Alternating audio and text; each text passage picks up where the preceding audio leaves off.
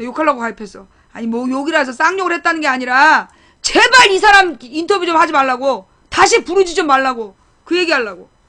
맨날 그 CBS에서 부른 게 지금 조경태, 박지원 이런 사람들 부르는 거 아니야. 송호창. 나 진짜 이 아까운 시간에 예. 결국 회원은 가입해. 이제 내일부터 내일 아침마다 이제 잔소리를 해야지. 제발 빨리 끊으라고. 그 아까운 시간에. 아니 우리 언론이 그래 그 얘기 생각났어. 우리 언론에서 말이에요. 정말로 다뤄야 될 그 훌륭한 그 국회의원들 얼마나 많아. 그 김기식 의원 같은 사람이요. 그 사람이 1년 동안 밝혀낸 그 보도 자료만 해도요. 나는 정말 이 사람은 나는 그 김기식 의원을 보면 박원순 시장 생각이 나. 이 사람들이 일하다 죽는 게 꿈인가 보다. 그 박원순 시장이 과로사가 꿈이었다며. 그래서 지금은 사실 좀 걱정이 되잖아요. 이 김기식 의원의 보도 자료를 보면 그런 생각이 돼. 이 사람도 과로사가 꿈인 사람이 아닐까. 너무 일만 하는 거야. 이러면 안 되는데 싶을 정도로 일을 열심히 해. 그런데 내가 이 CBS 라디오 날마다 듣는데 조경태, 박지원, 하태경 출연분하고 김기식 출연분하고 한번 비교해봐봐. 정말로 쓸만한 의원들은 정말로 쓸만한 의원에 대한 인터뷰는 별로 안 해. 왜 안 하냐? 야당 의원들 중에 열심히 하는 의원은 당연한 거래. 야당 의원들이 열심히 일해서 정부를 비판하는 기사 내용을 만들어내는 건 당연한 건데 보도를 안 해. 야당에서 뭐 안철수, 박지원, 조경태, 뭐 송호창 이런 사람들이 문제에 씹었다. 그것만 보도해. 그러니까 야권 지지자들이 뉴스를 안 듣는 거야. 야권을 지지하지 않는 거야. 야권을 혐오하는 거야. 결국 야당이 혐오를 받고 야당이 희망을 뭐 주지 못하고 있다. 나는 그거 언론이 만든 거라고 생각해. 왜 매번 일 열심히 하는 야당 의원들은 본체만 체하고 한 번도 제대로 카메라도 안 들이대고 맨날 사고치고 이상한 사람들만 자꾸 불러서 야당 대표 얼굴인 것처럼 보여주냔 말이야. 왜 야당의 정상적인 수십 명의 국회의원은 그 병풍 취급을 하냐고. 꼭 문제 있는 사람들만 들어다가 사고 친 애들만 꼭 보여주고. 아니 그러니까 누구니 지난번에 강간범 그 강간범은 꼭 무소속이라고 나와. 그런데 새정치연합의 뭐 박기춘 꼭 전 새정치연합이래. 왜 그러는 건데? 새누리당에서 강간하고 탈당하면 그건 무소속 의원이라고 꼭 불러주고, 아니 똑같이 탈당한 박기춘이는 왜 꼭 전 새정치의원이냐고. 탈당한 지 몇 년 된 그 살인교사범 걔도 전 새정치연합 시의원이래. 사고 쳐갖고 새누리당에서 강간하고 사고치고 막 탈세하고 뭐 논란이 돼가지고 탈당한 애들 걔네들을 꼬박꼬박 무소속이라고 불러줘. 근데 몇 년 전에 탈당한 그 시의원은 꼭 전 새정치연합 의원이래. 이것들이 말이에요. 이런 식으로 언론이 보도하기 때문에 국민들이 여당이나 야당이나 똑같다라고 얘기해. 그래놓고 이제 그럼 그 사람들한테 한번 물어보는 거야. 야, 그럼 너 여당이나 야당이나 똑같다 그랬는데 너 야당 국회의원 누구누구 알아? 그럼 몰라. 야당 국회의원들이 누가 무슨 일을 했는지 하나도 몰라. 그러면서 똑같아. 뭐가 똑같아? 야당에서 일 열심히 하는 의원들이 얼마나 일을 열심히 했는데. 법안도 만들고. 박원석 의원인가? 그 사람도 얼마나 일 열심히 했어. 그동안 막 국정감사하고 뭐 국정조사하고 열심히 활동했어. 보도 거의 안 나왔다? 보도 거의 안 나오고 조건 만남 검색했다고 그것만 나왔어. 박원석이라는 의원이 정의당 굉장히 열심히 1년 내내 열심히 일했어. 박원석 사무실이랑 박원석 의원이랑. 그런데 저기만 나왔어. 조건 만남 검색하는 거. 아니 근데 왜 그 국회에서 아무리 마음에 안 드는 정부 요인이 나와서 말을 한다고 그래도 그렇지 조건 만남 검색을 하면 어떡하냔 말이야. 그게 욕을 먹지. 예. 그래서 뭐라 그러나 야당 의원들이 정말 일 열심히 하고 그 뼈 빠지게 밤새워서 밥도 잘 못 찾아 먹고 일한 거는 보도가 안 돼. 근데 뭐 이상한 뻘소리하고 돌아다니면 그거 꼭 보도가 돼요.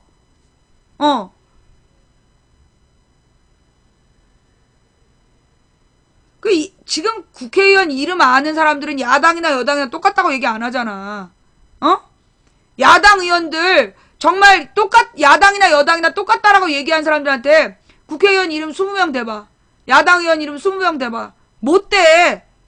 못 대면서 똑같다고 얘기해.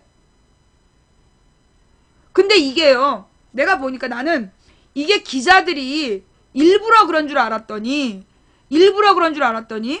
이게 그 국회 기자들이요. 사실은 지금 기자들이 되게 어리더라고. 요즘에 그 언론사에서 글 쓰는 기자들이 보통 20대 후반 30대야. 20대 후반 30대 기자들이 글을 써. 근데 이 친구들은 그 소위 이제 우리 시대 같은 사회과학이나 이런 것들을 공부하지 않은 세대야. 사회과학을 공부하지 않은 세대이고, 그러니까 어떤 철학적인 바탕이나 이런 것들이 부족한 친구들이 기사를 쓰는데, 이게 사실 그러고 보면 정말로 취재하는 기자들이 없어. 지금 20대 기자들의 특징이 뭐냐면 20대 30대 기자들의 특징이 발로 뛰는 기사가 없다고. 주로 인터넷 검색만 해. 인터넷을 검색하고 그 클릭수가 높은 거 기사만 쓰고 싶어 하고, 그러니까는 일부 몰지각한 네티즌들이 관심 갖는 분야에 대해서만 기사를 쓰려고 하는 그런 게 있어. 고작 해야 전화 정도 하는 거? 그게 다인 거야. 20, 30대 기자들이. 그러면서 기자 정신이라는 걸 못 배운 거죠. 기자 정신을 배우질 못하고, 그건 왜 그러냐? 언론 환경이 그래. 기자 정신을 배울 수 있는, 그리고 막 열심히 취재해서 자기가 발로 뛰어서 줄기 있는, 가령 뭐 이상호 기자라든가 이런 사람들은 목숨을 걸고 쫓겨날 각오를 하고 진실을 추적했던 기자들이잖아. 지금 이제 보통 40대 기자들이 그래. 40대 기자들은 어떤 취재라는 걸 했어. 목숨을 걸고, 이걸 취재하다 죽을 수 있다는 각오를 하면서 언론사 기자는 취재하다 죽어야 영광이다. 이런 마음을 가지고 취재를 했단 말이야. 그런데 지금 20, 30대 친구들은, 뭐 30대는 좀 덜한가? 20대 친구들은 그냥 아무 기사나 막 써. 그리고 관심사 중심으로 쓰고. 그게 왜 그러냐. 결국은 이 기자들을 언론사가 난립하면서 기자를 기자답게 대우해주지 못하고, 그러다 보니까 경력을 쌓으려고 다니는 기자들도 있고, 그리고 기자 정신이 무엇인지에 대해서 제대로 배우지 못한 그런 사람들이 사실 막 광고에 의존하는 내가 진짜 인터넷 언론을 보면 정말 너무 괴로워.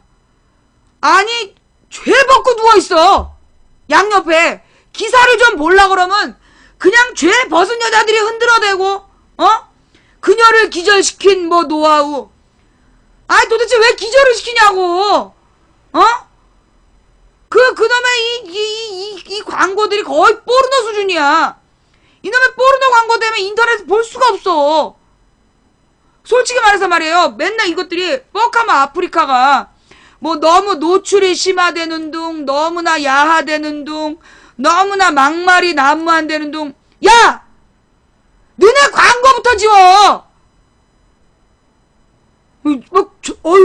눈 뜨고 볼 수가 없는 그런 짓거리를 해놓고, 결국 그런 광고들을 통해서 운영되는 언론사들에서 이 무슨 기자 정신을 발휘하겠어. 그러다 보니까 우리 젊은 기자들이 사실 언론사에 들어가서 진짜 기자를 만나서 목숨 걸고 취재하면서, 기자는 자기가 취재하는 문제로 취재하다 죽는 게 가장 영광이다. 그런 걸 배우지 못하고 그냥 클릭수 높은 거, 그래서 광고 클릭 많이 받아서 그걸로 회사에 안 잘리는 거, 그런 것만 배운 기자들이라. 그래서 지금 우리나라 언론 환경이 너무나 안 좋은 거예요. 나는 오늘 근데 이런 말해서 미안해. 우리 방송의 시청자를 분석해보니까 그 기자들이 많이 봐. 우리 방송 기자들이 많이 보고, 그 다음에 교수님들도 많이 봐요. 교수님들 중에서 뭐 이렇게 보직 교수, 이게 뭐 저 회사 학교에서 막 높은 지위에 있는 교수님들 말고 그런 이제 이 부교수님들이나 뭐 연구 교수님들 이런 분들이 많이 보세요. 우리 방송을. 이분들이 굉장히 가서 발언력이 있는 거야. 그리고 우리 방송 보고 그 기자들이 사실 찾아갖고 기사로 많이 내주고 그래서 나도 도움을 많이 받고 있어요. 근데 그러면 지금 망치 부인이 욕한 기자는 그런 일부 기자들도 있더라. 그리고 사실 이 기자라는 자리가 굉장히 유혹이 많은 자리예요. 생각보다. 지금 이 돈으로 기자를 사잖아. 그래서 나는 그 부자들하고 기자들이 어울려 다니는 거 보면 너무 가슴이 아파.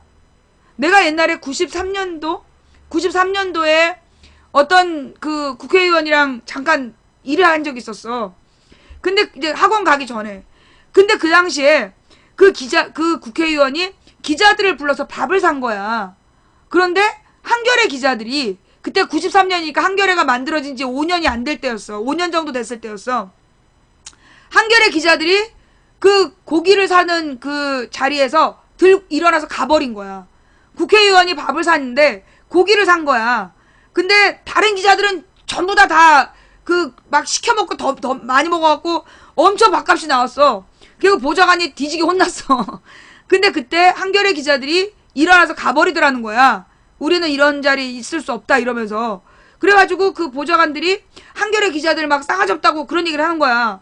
근데 내 어린 마음에는 그래서 나는 지금까지 한겨레를 돈 주고 본다니까? 나는 지금까지 한겨레를 돈이 올라가건 말건 한겨레 신문을 보는 거 그때 멋있는 기자라고 생각했기 때문이야. 기자가 국회의원이 밥 살 때 박차고 일어났던 기자들이 있었던 언론사니까 살아있겠지. 요즘 보면 사실 걱정돼. 요즘 보면 사실 조금 걱정이 되긴 하는데 어쨌거나 그래도 나는 제자리를 찾기를 바라고 그래서 우리 이 방송 보시는 기자님들 중에 꼭 해드리고 싶은 말이에요. 오늘 우리 하나님께서 우리 이 방송을 보시는 기자분들한테 전하는 메시지. 기자는 돈을 탐하면 안 되는 자리다. 뭐 그 힐러라는 드라마가 참 재밌는 드라마였지만 그 기자가 너무 잘 살아. 원래 기자는 그렇게 잘 살면 안 돼. 늘 배고픈 상황에 처해서 뭘 잃지 말아야 되냐. 예리함을 잃지 말아야 돼. 그리고 기자는 사명감을 가져야 돼요. 내가 볼 때 기자라는 직업은 성직자 같은 직업이에요. 근데 성직에 있는 사람들이 썩고 부패하니까 기자도 썩는 거야.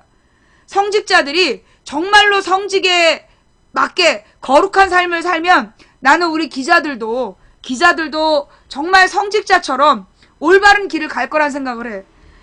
어떤 나라가 썩었느냐 안 썩었느냐, 그 나라의 미래가 있느냐 없느냐는 내가 볼 때 판사들이 정상이냐, 판사들이 양심이 살아있고 법에 따라 판결하느냐, 사람의 지위나 가진 거, 외모 이런 게 아니라 정말 법과 양심에 따라 판사가 판결하는 나라.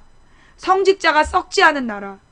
어떤 성직자는 내 연애 여자한테 몇십억을 줬네 어쩌네. 그게 무슨 성직자야. 부끄러운 사기꾼이지. 어떻게 목사라는 이름으로 내 연녀한테 몇 억을 줬다고 그게 걸리고, 그게 얼마나 부끄러운 일이야. 그러면 목사가 그런 짓을 했으면 신도들이라도 정신을 차려야 되는데 우리 목사님은 그럴 일이 없다고. 미친 진짜. 성직자가 썩지 않아야 그 나라가 살아나는 거고, 그 다음에 기자가 살아있어야 돼. 기자가 배고파도 사명감을 잃지 않을 때 그 나라가 희망이 있는 나라예요. 지금 우리 사회가 너무나 돈 때문에 오로지 돈, 인기와 돈, 그것만 생각해. 그래서 우리가 정말 기본을 잃어버린 세상이 돼버렸는데, 저는 이제 우리 국민들에게 하고 싶은 이야기. 솔직히 저는 이제 기독교인이잖아요. 우리 기독교인들이 갖고 있는 내용은 뭐냐면 심판의 때가 다가오고 있다는 거야. 인류의 종말이 온다. 심판의 때가 다가오고 있다. 그러니 늘 심판을 기억하고, 그래서 오늘 내가 심판대에 섰을 때 부끄럽지 않은 하루를 살아야 된다. 이게 기독교 철학이에요. 내일 정신 차리고 내일 회개하겠다가 아니라 언제 닥칠지 모르는 심판의 때를 준비하면서 오늘을 똑바로 살아야 된다. 이게 기독교인들의 철학이거든요. 근데 물론 그렇게 생각하는 기독교인들이 요즘에 많지 않아요. 솔직히 이 교회에서 심판을 얘기하는 설교가 많이 줄어들었어. 하나님의 심판의 때가 온다. 그러면 그 심판론이라는 건 뭐였냐 하면 그 언제나 심판대에 설 때를 대비해서 오늘을 똑바로 살으라는 의미였어. 기독교 철학의 그 심판 사상은 언제 망할지 모르니까 오늘 만만디 캐세라세라 놀고 먹자 그게 아니라 그 원래 이 기독교 신학의 종말론은 하나님이 심판의 때가 온다. 너 하나님의 심판대에 서서 네가 저지른 죄를 다 보여주실 때 그때 너가 불구덩이에 빠지지 않으려면 오늘을 똑바로 살아야 된다. 죄 짓지 말고 살아야 된다. 그 뜻이에요. 그런데 요즘에 교회에서는 심판 이야기가 사라졌어. 심판 이야기가 사라지고 하나님이 심판하실 거니까 그 심판대에 섰을 때 부끄럽지 않은 오늘을 살아라는 말이 사라지고 또 가난한 자를 돌보라는 성경 말씀에 뭐라고 나와 있냐면 성경 말씀에 고아와 과부를 나를 섬기듯이 돌봐라. 그게 성경 말씀이야. 고아와 과부를 돌보는 것이 그게 신앙이다. 세상에서 가장 낮은 자를 나를 섬기듯 섬겨라. 그게 예수님이 마지막까지 하신 말씀이에요. 그런데 그 얘기가 사라졌어. 요즘에 많은 이 큰 대형 교회들이 심판의 이야기가 사라지고, 심판의 때에 대한 이야기가 사라지고, 그리고 정말 가장 낮은 자를 하나님을 섬기듯이 섬기라는 이야기가 사라졌어. 그러다 보니까 내가 볼 때는, 그래서,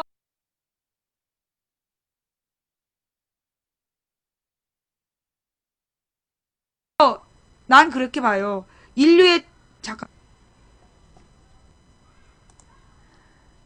인류가 하는 짓을 보니까 곧 망할 때가 됐어. 그 난민들한테 못되게 구는 거 봐봐. 그 난민들은 왜 나오겠어? 무수한 전쟁은 반드시 강간을 동반해요. 어느 내전이든, 어느 전쟁이든, 우리나라의 주한미군이 이제까지 저지른 강간 사고가 얼마나 많아. 모든 전쟁은 강간을 갖고 와. 이 시리아 난민들이 딸 자식이 어린 10살, 열 몇 살 아이가 수십 번 성폭행 당하는 걸 보고 참을 수 없어서 애를 데리고 배 타고 나오다가 시중에 빠져 죽는 거 아니야. 얼마나 참혹해. 지금 이걸 보면, 지금 이제, 인류의 마지막이 다가오고 있다. 인간들이 정말 인간이기를 잃었구나. 인간으로서 지켜야 될 마지막 선이 무너졌구나라는 생각이 들 만큼 너무 참혹해. 우리나라 안에서도 말로 다 할 수 없는, 사실 그 윤일병이 당한 일을 생각해봐. 그게 사람이 할 짓이냐? 살아있는 사람한테 그걸 할 짓이냐고. 지금 인간들이 하는 일이 너무나 참혹해. 그걸 보면, 이제 인류가 망할 때가 됐구나. 인간이 인간으로서 다른 인간을 사랑하지 않으면, 지켜주지 않으면, 그거는 인류가 망할 수밖에 없어. 어느 날 공룡이 사라지는 것처럼 인류도 순식간에 사라질 수밖에 없다는 생각을 나는 해요. 지금 이제 나는 이게 심판의 때가 다가오고 있다고 생각해. 그런데 또 하나 드는 생각은 개신교가 무너지겠구나. 개신교가 망하겠구나. 원래 이 개신교가 만들어질 때요. 개신교는 어떤 정신으로 만들어졌느냐? 청교도 정신으로 만들어졌어요. 그러면 청교도 정신이라는 건 뭐냐? 자기의 소득의 10%를 하나님께 드리고 10%는 나의 생활비로 쓰고 80%는 이웃에게 나누라는 거야. 그게 청교도 정신이에요. 자기를 위해서 쓰는 돈보다 더 많은 돈을 다른 사람을 위해 쓰라는 돈. 그게 청교도 정신이야. 그런데 지금 우리 한국의 기독교는 내가 볼 때 지금 한국의 특히 대형 교회들의 모습을 보면 기독교가 망할 때가 됐구나. 왜냐하면 역사적으로 소위 삼국시대 때 호국불교가 유행을 했어. 그래서 거대 사찰을 짓고 다 망했어요. 신라에 황룡사를 짓고 망하고 백제에 가문사지 짓고 망하고, 가문사를 짓고 망하고, 거대 사찰을 지으면 망할 때가 된 거야. 삼국이 그렇게 망했어. 큰 절을 짓고. 그 다음엔 또 어떻게 됐어요? 그다음 고려 시대가 되잖아. 그 통일신라 때도, 통일신라 때 교종이라는 게 유행을 하면서 귀족 불교가. 그래서 교종으로 5개 절인가가 엄청 컸다는 거야. 어마어마한 규모를 자랑하면서 그 절에 소속된 노비만 수천 명일 그렇게 큰 절들을 짓고 싹 망했어. 그 다음에 고려가 들어서서 선종, 그 교종은 귀족의 철학이고 깨달음이 중요하다. 문자에 매이지 말고 깨달음을 얻어라. 그래서 선종이 나타나? 그래갖고 선종이 엄청 발전하더니만 또 절을 딥다 크게 짓고 그 절에 또 수천 명의 노비를 부리면서 재산을 쌓아두고 고려의 불교가 망했어. 그 서양의 큰 성당 가봐요.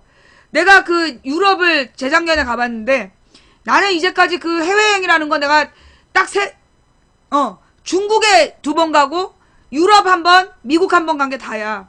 근데 유럽을 내가 가서 가는 곳곳마다 유럽에 뭐가 있냐면 두오모라는 게 있어. 두오모라는 게 뭐냐면 교황이 있고 각 나라에 추기경이 몇 명 있고 1명 내지 2명 정도의 추기경이 있고 그 다음에 추기경 말고 그 밑에 주교들이 있어. 그러니까 주교가 그 지역별로 어떤 지도자인가 봐요. 그래서 주교들이 있는데 소위 두오모라는 건 주교들이 집전하는 주교들이 미사를 드리는 그런 큰 성당이래. 그래갖고 가서 보면 너무 화려해. 너무너무 화려해가지고요. 보면 기가 막히는 거야. 어떤 성당은 그 성당의 벽이 색색깔로 칠해져 있어. 그래서 나는 저 칠을 한 줄 알았어. 그게 아니라 연두색 대리석을 골라서 그 벽을 다 진짜 연두색 돌을 찾아다가 벽을 만들고 핑크빛 돌을 찾아다가 그 칸을 메우고 그런 거야. 그 다음에 그 성 베드로 성당에 들어가 보면 기가 막혀. 얼마나 황금칠을 많이 해놨는지 어이없을 정도로 그 성당이 크고 화려해. 특히 이탈리아에 있는 성당들은요. 밀라노 대성당? 밀라노에 있는 두오모를 보고 내가 진짜 기절할 뻔했잖아. 너무너무 아름다운 거야. 그 건물에 있는 그 조각들이 기가 막혀. 그걸 만드느라고 얼마나 많은 돈을 썼겠어. 근데 문제는 뭐냐? 그 대성당을 짓고 나서 가 망하는 거야. 지금 그 거대한 성당들이 거의 예배 드리는 사람이 별로 없어. 전부 관광객이야. 거대한 성당들이 대부분이 관광객이야. 우리나라의 불국사, 해인사, 그 거대한 절들 있잖아요. 대부분이 관광객이잖아. 정말로 그 사찰을 크게 짓고, 결국 사찰에다가 막 종교시설에다가 그 떼돈을 들이붓고, 그 떼돈에는 반드시 뭐가 있냐? 가난한 자에 대한 수탈이 있어요. 가난한 자에 대한 수탈을 딛고, 그 거대 사찰을 지어놓잖아. 그 종교가 망해. 거대 사찰을 지으면서 종교개혁이 일어난 거야. 그래서 이 천주교에서 개신교가 나오게 되는 이유가 거대 사찰 지으면서 생긴 문제예요. 역사책에서 배웠잖아. 마틴 루터였지. 루터가 나와서 종교개혁을 하는 이유가 뭐야? 대성당을, 이 성 베드로 성당을 만들면서 면죄부를 팔았잖아. 교황이. 누가 면죄부를 사면 구원받는다고 누가 그랬냐? 성경에 어디 나왔냐? 그러면서 성경적인 걸 가지고 천주교하고 맞짱 떠가지고 개신교가 나오게 되는 거야. 루터교. 그랬지. 그런데 지금 우리나라의 이 교회들이 소위 바로 그 모습을 갖고 있어. 유럽의 대성당행이 망하던 시대, 또 이 신라 고려의 큰 절들이 망하던 시대. 그래서 그 종교가 망하던 모습을 지금 우리나라의 거대 종교들이 갖고 있어요. 거대 교회들이. 교회가 커지면서 교회 안에 부자들이 득세를 하고 부자들이 의견을 하면서 성직자의 목을 조르고 성직자를 지들 멋대로 그러니까 교황이 돈에 눈이 어두워갖고 그 돈 쫓아다니다가 천주교가 비판받는 거 아니야. 중세시대 때.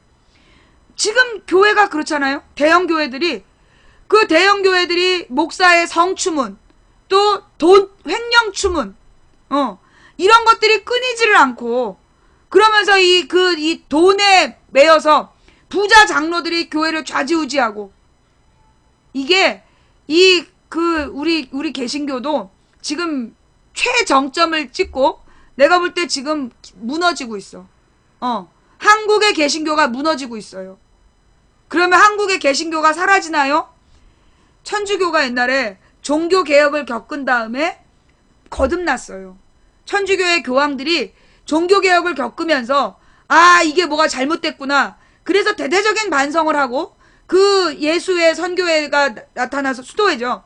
수도사 출신의 교황들이 나와서 검소한 생활을 되살리고, 그래서 이 교황들을 똑바로 세우기 시작하면서 이 천주교가 거의 무너질 뻔했다가 되살아났어요. 지금 우리나라에도 사찰들이 여전히 남아 있어요. 나는 우리 개신교 교회들이, 나는 이 대형 교회, 요즘에 그 대형 교회를 서로 사고 판대. 이 대형 교회를 사고 파는 이유가, 그 교회를 지을 때 뭐 몇백억이 든대요. 뭐 150억, 200억을 들여갖고 교회를 지을 때 돈 많이 버는 사람 있잖아. 연봉 높은 사람. 그런 사람들한테 1억씩 헌금 내라고. 그래가지고 그런 사람이 한 200명만 있으면 200억 금방 갚는다. 이러면서 언제부터 언제까지 대형 절을 졌냐면 2001년부터 2010년까지 2001년부터 2010년 아니야 1995년부터 2005년까지 엄청 큰 교회들이 그때 지어져요. 근데 그 엄청 큰 교회들이 지어질 때가 소위 잘 나가던 때, 우리 벤처기업으로 돈 많이 벌고 노동자들도 뭐 연봉 5, 6천 받고 그러던 시대야.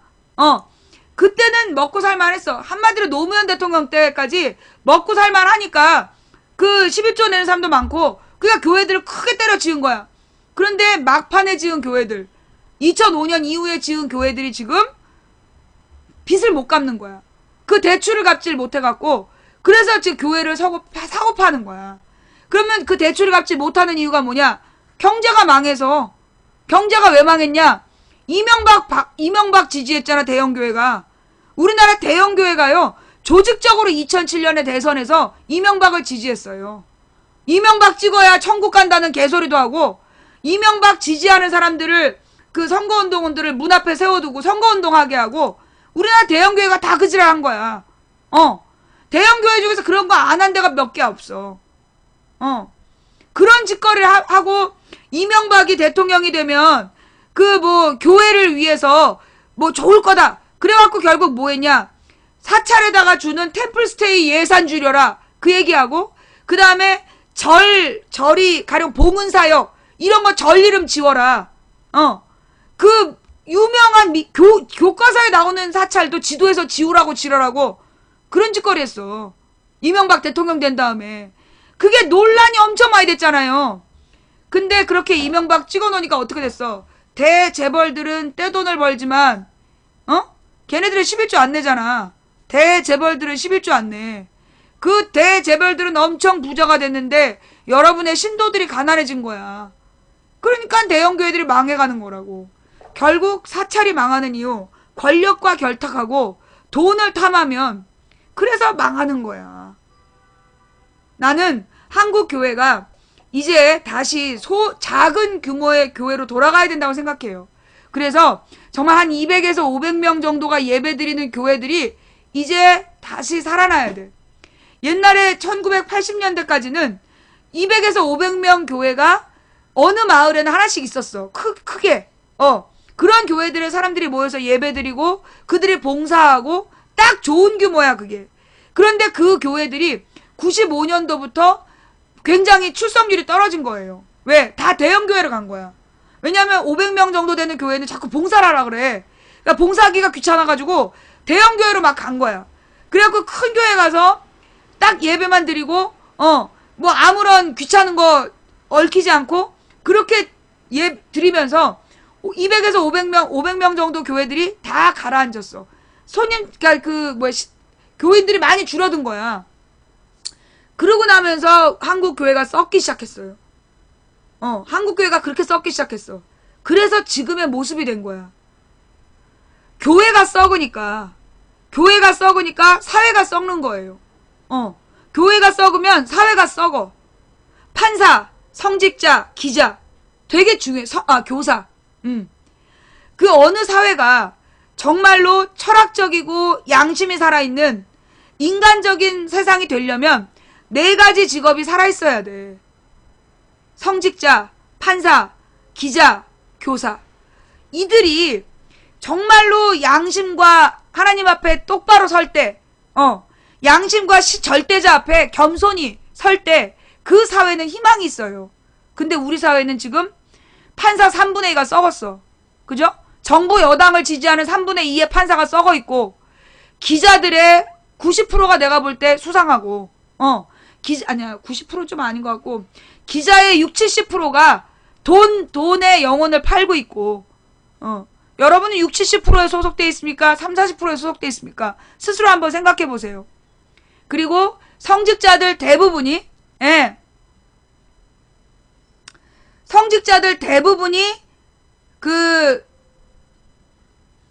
성직자들 대부분은 아니고 대형 교회, 소위 요즘에 막 1000명 이상, 2000명 이상 이런 대형 교회에서 온갖 추문들이 지금 난리가 지금 나고 있잖아.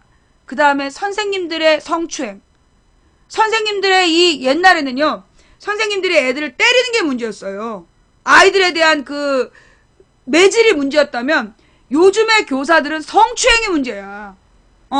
성추행 교사들이 너무 많아. 그래서 우리 한국 사회가 지금 멸망의 길로 가고 있어. 이러면 나라가 망할 수밖에 없다니까? 그럼 어떻게 해야 됩니까? 우리가 정말 뭐라 그러나요? 새로운 사상운동을 해야 돼요. 사상운동을 해야 돼. 사상이 뭐냐? 우리나라는 무조건 빨갱이만 얘기해. 사상은 원래 기독교 사상, 유교 사상, 불교 사상. 그럼 사상이 뭐냐? 다른 말로 철학이란 말이야. 응? 그럼 이 철학과 사상이라는 건 뭐냐? 인간이란 어떤 존재인가? 어떻게 살아야 하는가? 그 부분에 대해서 아는 거. 그게 사상을 정립하는 거예요. 지금 우리가 살고 있는 이 시대가 철학을 상실한 시대야. 사상이 없는 시대. 오로지 급변하는 경제 환경 속에서 어떻게 하면 돈을 벌 거냐. 이게 목표가 된 사회. 그래서 우리가 지금 이 모양 이 꼴이야. 바로 잡아야 돼요. 그럼 어떻게 바로 잡는데요? 우리 시청자분들 중에 그런 질문들을 많이 하세요. 망치부인 방송 들으면 많이 화가 난다. 그리고 뭔가를 해야 된다는 생각이 든다. 근데 내가 뭘 해야 되나요? 라고 물어요. 그러면 뭘 해야 될까요? 이분 북한에서 오심? 어머. 야, 북한 사람들이 이렇게 좋은 얘기해? 인간이란 무엇인가? 인간이 어떻게 살아야 되나? 그런 얘기해? 이 새끼들은 저것들이 바로 종북 세력이야. 좋은 얘기만 하면 전부 다 북한에서 왔니? 저 북한 매니아들. 니들의 조국은 북한이지? 안경 쓴 남자만 보면 김정일로 보이고. 우리 딸내미 시험 공부한다고 저 그림을 치웠는데. 안경 쓴 남자만 보면 김정일로 보이고, 뭐든지 민주주의 얘기만 하면 북한이라고 그러고. 야, 북한이 민주주의 국가냐? 이 썩을 놈들아? 저 종북 매니아 새끼들 저거. 이것도 뭐예요? 박원순 아내가 울어 눈이 퉁퉁 부었네요. 며느리의 교수에게도 협박. 가족 겁박 참을 수 없어. 이게 무슨 일이야? 박원순 시장이 아들 주신 씨의 병역 기피 의혹 제기에 대한 장문의 글을 25일 자신의 페이스북에 올렸다. 그는 아내가 울고 있었습니다라고 시작한다. 전날 세브란스 병원 박원순 시장 아들 병역 문제 공론화 제하의 월간지 기사로 다시 촉발된 병역 기피 의혹 논란으로 박 시장 가족에게 뭔가 변화가 있었음을 직감케 하는 글이다. 아내가 운 것은 아들이 성경 시편 27편 전문을 엄마에게 보내온 뒤였다고 한다. 성경 27편은 여호와는 나의 빛 나의 구원이시니 내가 누구를 두려워하리요. 여호와는 내 생명의 피난처이신데 내가 누구를 무서워하리요? 라는 문구다. 박시장은 아내가 오후 내내 울었다고, 너무 울어 눈이 퉁퉁 부은 상태로 너무 울어 머리가 아프답니다 라고 썼다. 주신씨 신병에 도대체 무슨 일이 있었을까? 심지어 외국에서 유학 중인 며느리의 학교까지 알아내 그 지도 교수에게까지 온갖 협박의 메일을 이 씨발놈들 진짜. 이 메일 보낸 새끼들 이거 진짜 감옥 보내야 돼 이거. 이 새끼들 진짜 감옥에 보내야 돼 이거. 저기 누가 김대중 대통령 노벨 평화상을 돈 주고 샀다고 거짓말하면서 노벨 평화위원회에다 지랄 연방을 했던 거 아니야?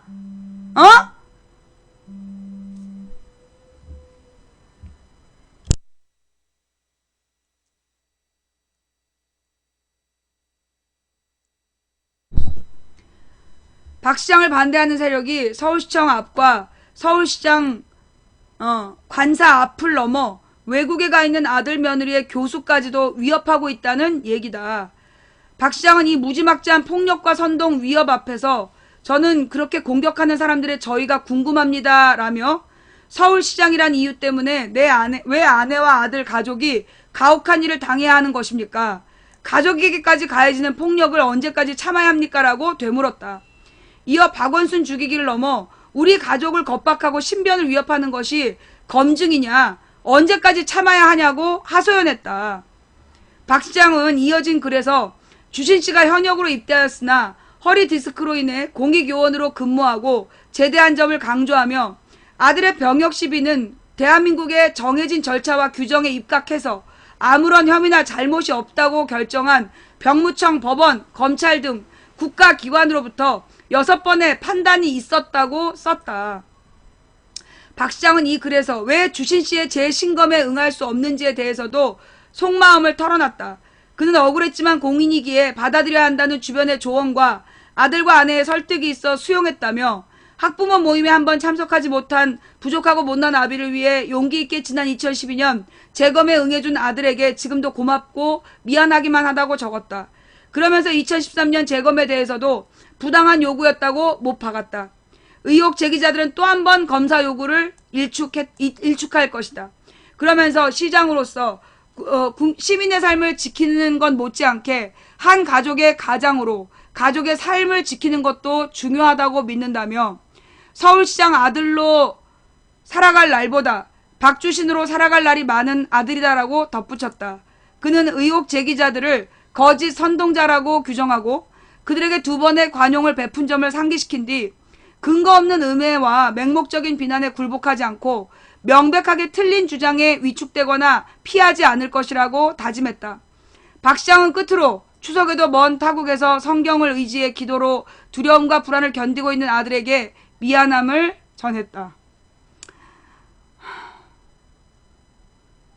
어떤 새끼들이냐 이거? 어떤 개새끼들이 이런 짓을 한 거야? 이거 메일 보낸 새끼를 나는 공개해야 된다고 봐요. 공개 지명수배해야 된다고 봐. 이 메일 보낸 새끼들의 가족한테까지 우리가 한번 메일 보내볼까? 미친 것들 아니야 이것들이. 이거 메일 보낸 새끼를 이거 공개해야 돼. 그래서 우리나라에서 발을 못 디디게 해야 돼 이런 것들 아주. 이 다 찾아야 돼 이것들.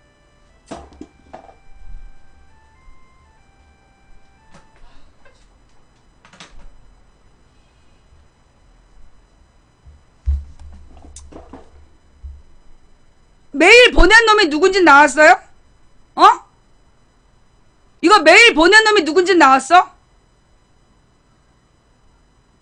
아니 여러분들 느낌이 어떠세요? 나는 이거 용서가 안 돼. 노무현 대통령 딸한테 온갖 놈이 씌워갖고 집행유예 때리면서 개지랄했던 거나 뭐가 달라? 김대중 대통령이 돈 주고 평화상 샀다고 거짓말해가지고 앞으로 우리나라에 노벨상 안 준대잖아. 이것들이 진짜 해도 지랄이네. 너무하네, 너무해. 나는요, 인간적으로 이거 용서할 수가 없어. 이 새끼들 누군지 찾아내서 나는 이거 공개 지명수배해야 된다고 봐. 여러분 느낌이 어떠세요?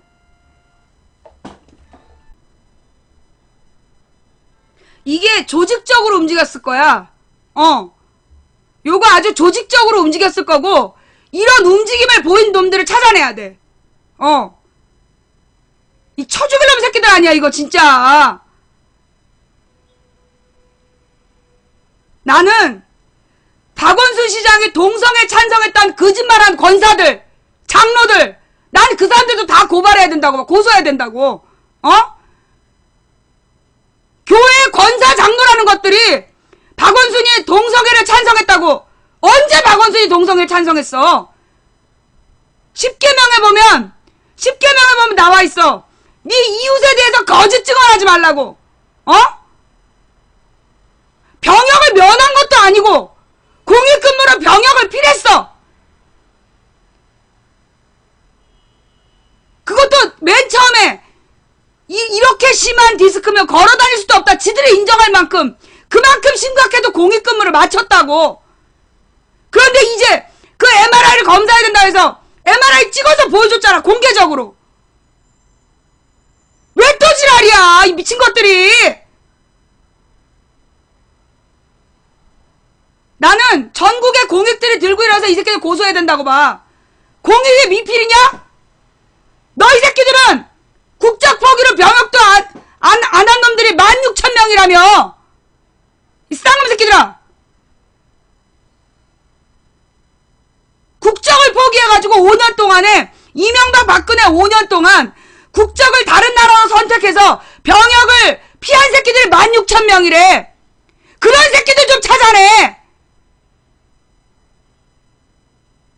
실생활이 불가능할 정도의 허리 상태로도 안 빼고 공익근무한 박주신 괴롭히지 말고.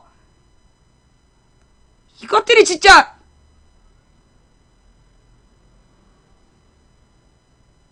여러분, 널리 알려주세요. 이런 짓거리 했다고.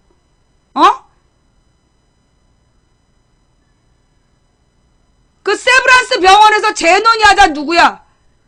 그럼 세브란스 병원 원장을 고소해봐봐. 병무청장 고소하고 세브란스 병원 원장 고소하고 대한영상학회 학회장을 고소해봐. 이런 이 쳐죽일 놈들, 이 찢어죽일 놈들이 이거. 쌍놈 새끼들 아니야 진짜. 그리고 검찰, 법원 다 고소해. 6번이나 박주신이 맞다라고 공공기관에서 확인했잖아. 이것들이 해도 너무해. 국민이 아주 등신으로 보이지? 여기 국민들이 나서가지고요, 이런 새끼들은 아주 씨를 말려야 돼, 씨를.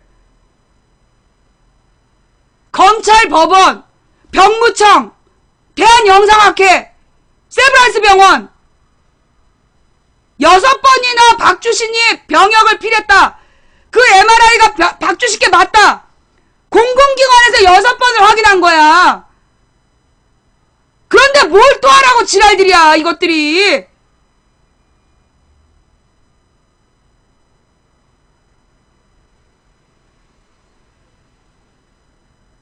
왜 공익에 씨를 말려? 국적 포기한 새끼들 씨를 말려야지. 국적 포기해서 군대 안 간 새끼들 씨를 말려야지. 공익이 무슨 죄인데 공익에 씨를 말려. 미친 새끼들 아니야 이거 진짜.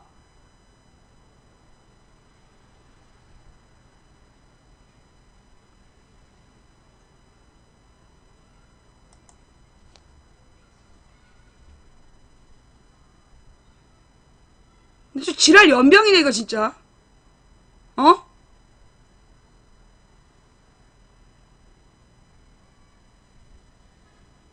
황교안 총리나 피부병 있었는지 검사해봐봐.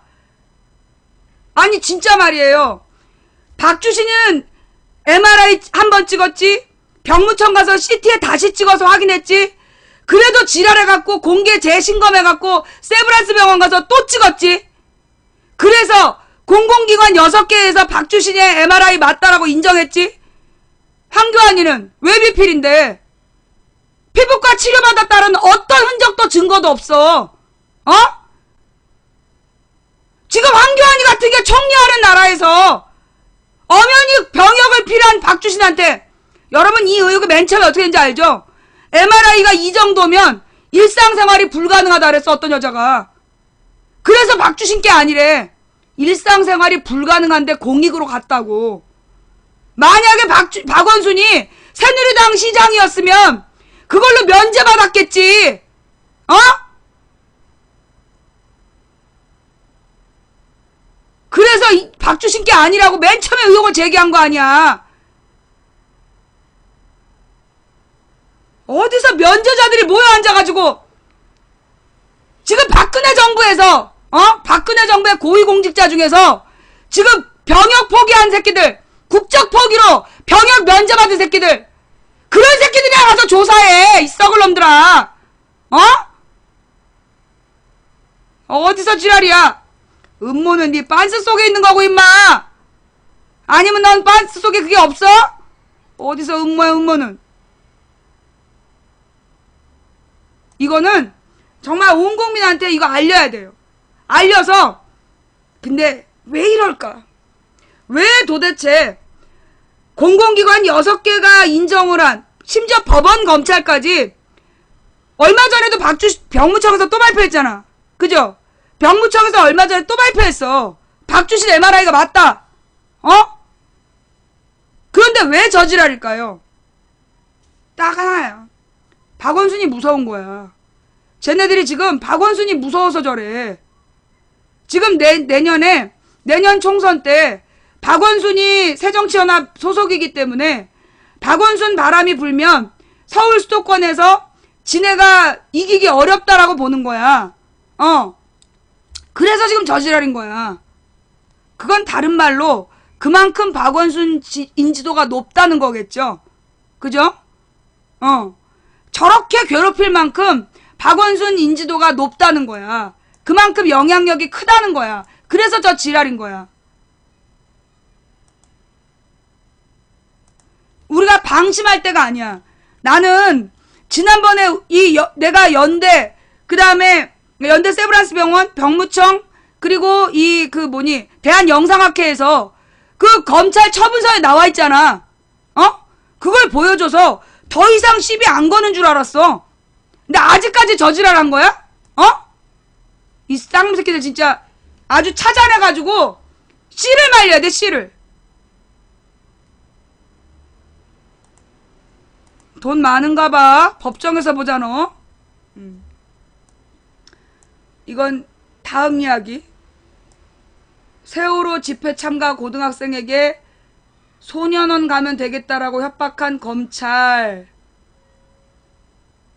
뭔 짓거리란 거냐, 너네 지금? 검찰이 세월호 추모 집회에 참여한 고등학생을 조사하는 과정에서 범법자라고 지칭하며 소년원에 가면 되겠다 등의 협박성 발언을 일삼았다는 주장이 제기됐다. 혐의도 입증되지 않은 상황에서 세월호 집회에 참가했다는 이유만으로 범죄자로 낙인 찍고 10대 학생을 위축시키려 했다는 비판을 피할 수 없을 것으로 보인다. 24일 오전 고등학생 이모군은 어머니와 함께 중앙지검 공공형사수사부 송모 검사실로 조사를 받으러 갔다. 검사 이름도 밝혀야지. 지난 4월 18일 세월호 참사 희생자 추모 집회에 참석했다가 집회 및 시위에 관한 법률을 위반했다는 이유였다. 담당 변호사에게 따르면 송 검사는 조사를 받기 위해 출석한 이군에게 소년원 가면 되겠네 등의 협박 발언했다. 이군과 어머니가 조사실에서 들어서자마자 송 검사는 사안이 뭔지도 모르고 왔냐, 반성할 기미가 없다는 말로 험악한 분위기를 만들었다. 이군이 잘못한 게 있어야 반성하지 않겠냐고 하자 송 검사는 선처해주려고 했는데 범법자를 구제해줄 필요 없다. 소년원 가면 되겠네. 조사할 필요 없으니 그냥 가라고 엄포를 놨다. 이거 검사 이름 뭐야? 이 검사 이름 뭐야? 이건 변호사 개업도 못하게 해야 돼. 이군과 김씨는 들어간 지 10분도 채 되지 않아서 조사실 밖으로 나왔다.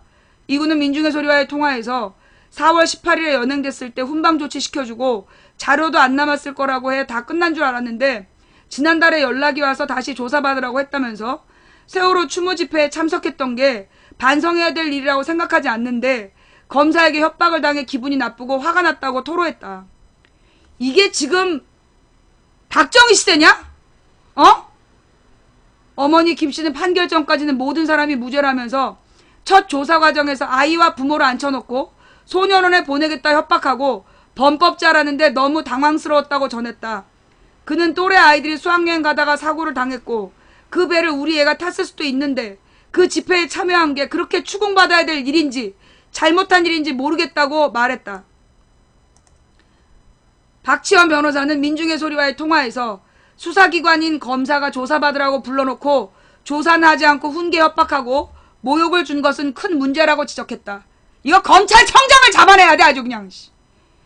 그는 세월호 집회 참가자들을 바라보는 검찰의 시각의 단면을 보여주는 것이라면서 소년원을 보낸다면서 혐의에도 맞지 않는 과도한 처벌 의사를 비춰 미성년 피해자에게 겁을 주는 구태의연한 고압적인 수사가 진행되는 것으로 보인다고 비판했다. 이게 진짜 이게 정부냐? 이것들이 진짜 이군은 지난 4월 18일 세월호 추모 집회에 친구들과 참석했다가 경찰관을 폭행했다는 이유로 연행됐다. 이날 경찰은 이군을 포함 집회에 참가한 100명을 연행했다. 당시 이군으로부터 맞았다는 피해자도 이를 입증하는 증거도 없이 훈방 조치됐다. 팬 것도 아니구만. 그러다 3개월 후 경찰은 집시법 위반 혐의로 이군에 대한 조사를 다시 시작했다. 지난 23일 검찰은 이군에게 집시법 위반 혐의로 조사한다며 검찰에 출석하라고 통보했다. 이군을 조사했던 송 검사는 얼마 전 재판을 받았던 권영국 변호사 등 세월호 추모 집회 관련 사건을 다수 맡고 있다. 송 검사가 같은 이유로 기소했던 권모 씨는 지난 10월 1심에서 징역 8월, 집행유예 2년을 선고받기도 했다. 당시 상황에 대한 설명을 듣기 위해 송 검사와 통화를 시도했지만 검찰 관계자는 규정상 검사와는 직접 통화할 수 없다고 말했다. 이 관계자는 오해가 있었던 것 같다면서 소년부하겠다는 걸 오해한 것 같다. 범법자라는 말도 오해인 것 같다고 해명했다. 이런 지금 장난하냐? 장난해?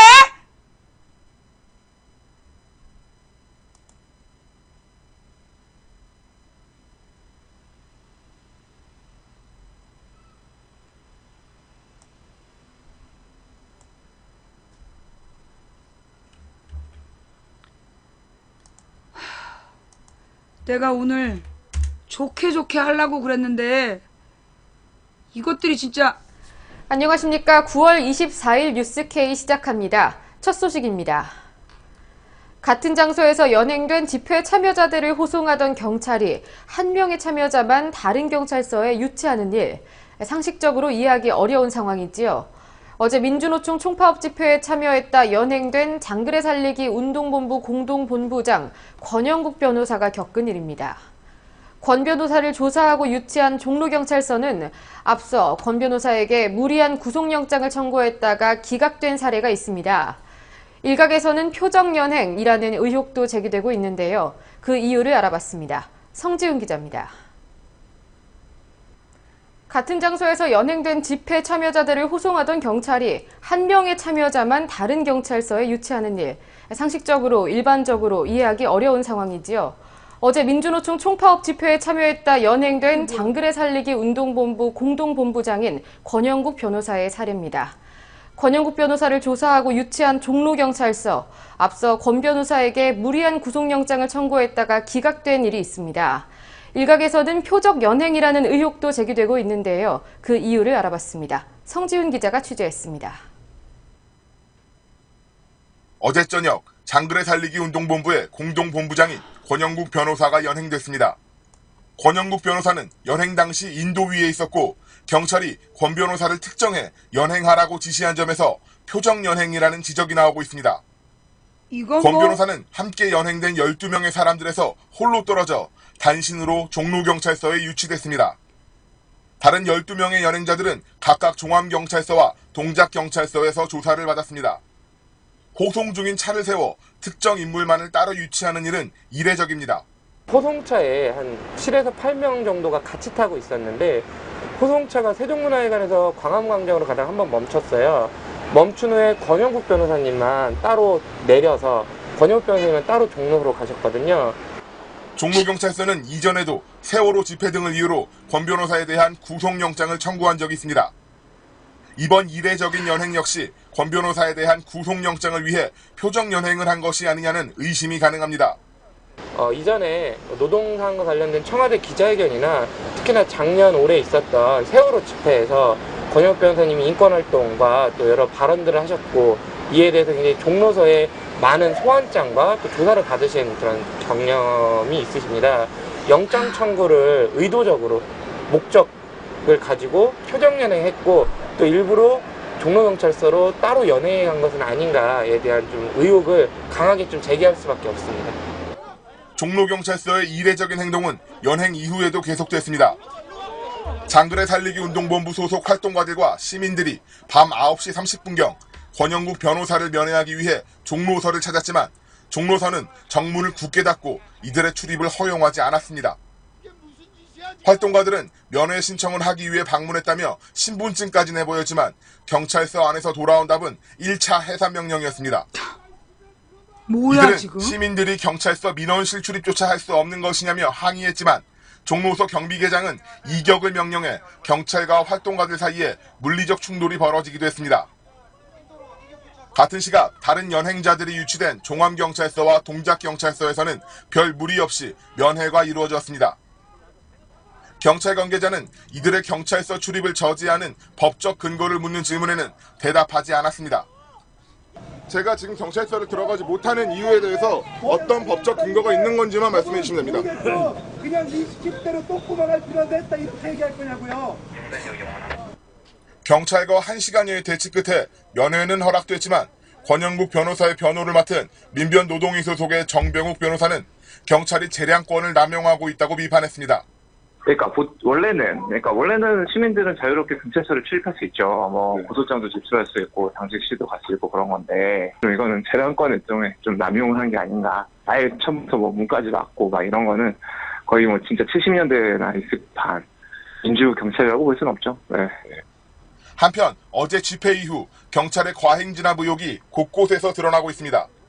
최루회군 얼굴에 직사해 실신한 피해자가 발생했고 정리 집회를 진행하며 해산 의사를 명확히 밝힌 참가자들을 토끼몰이식으로 진압해 부상자와 연행자가 다수 발생했습니다. 집회 주최 측인 민주노총의 임원진과 간부들에게는 집회 다음 날인 오늘 바로 소환장이 발부됐습니다. 국회 앞에서 연행된 최종진 민주노총 수석부위원장의 경우 구속이 유력한 것으로 전해집니다. 국민TV 뉴스 성지훈입니다.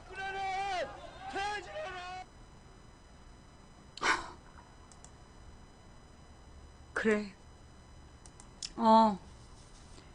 내가 딱 보니까, 점점 끝으로 가고 있어. 점점 끝으로 가고 있어요. 일제가 망하기 직전에 아주 극악함이 극에 달했다고. 그거 아시죠? 42년부터 45년까지 일제가 멸망하기 직전에 개 지랄을 떨었어. 개 지랄을 떨더니 망하더라고. 그죠? 박정희가 죽기 직전에, 총 맞아 뒤지기 전에 그렇게 개 지랄을 떨었어.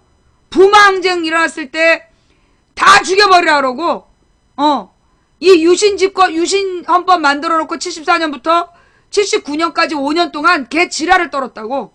그러더니 총 맞아 뒤진 거 아니야? 지금 박근혜가 하고 있는 모습이 박근혜 정부에서 이 쓰레기 같은 짓거리를 하고 있는 게 끝으로 가고 있는 것 같아. 지금 국민 분위기가요. 지금 국민들 분위기가 정말 폭동나기 일보 직전이야. 폭동나기 일보 직전이라고. 그 없는 돈에 소 팔고 집 팔아가지고 애들 대학 보내는데 취직 안 돼갖고 집에 들어앉아있고, 그 멀쩡하고 말 잘 듣던 착한 애가 취직이 안 돼서 공무원 시험 10년 준비하다가 애가 정신이 나가버리고, 멀쩡한 애가 군대 가서, 여러분 그거 봤어요? 어떤 LA 교민이, LA에 있는 한국 교민이 저기란 거 아니야. 한국 군대에 왔어. 그러다 거기서 제대로 수막염 치료 못 받아가지고 지금 영구 장애 상태가 된 거. 없는 집 자식들 혹은 정말로 나라를 생각했던 정말로 착한 사람들한테는 온갖 이런 불이익을 다 주고 그러면서 있는 집 새끼들은 세상에 5년 동안 16,000명이 외국에서 태어났다고 병역을 면제받았대. 옛날에는 있는 집 새끼들이 돈으로 뇌물 주고 병역을 피했어요. 두드러기가 났네 어쨌네 이러면서. 그런데 지금은 외국에 있는 놈들은 외국 가서 태어났다고 그 핑계로 국적을 포기하는 거야. 이번에도 마찬가지야. 지금 박근혜 정부에서 재벌들 10대 재벌이 500억 30대 재벌이 700억을 사내 보유금이라고 쌓아놓고 있어. 그러면서 일자리를 만들지 않고 그 돈 없다고 노동 유연성? 노동자를 더 쉽게 자르게 해달라고 법 만들어달라고 해서 박근혜가 만들어줬잖아. 그러니까 박근혜 지지율 50%가 개빡치고 자빠졌어. 저 썩을 놈들이. 아주 나라가 지금 이 정부가 말이에요. 정말 쓰레기 같은 짓거리를 하고 있어. 뭐 간첩 신고 누구 이런 얘기하면 북한에서 왔냐고 그런 애들 내가 민주주의에 대해서 얘기하면 북한으로 가라는 애들 그래 신고하게? 가 신고해. 10대 재벌이 504조 원을 챙기고 있고 30대 재벌이 700조 원을 그러니까 20대까지 더 합치면 700조 원을 쌓아두고 있으면서 나라의 투자는 2조밖에 안 했대. 30대 재벌이 지난 5년 동안 한 게 2조래 2조.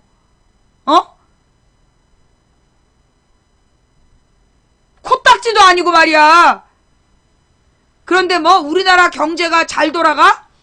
우리나라 경제가 다른 나라에 비해서 선방하고 있어?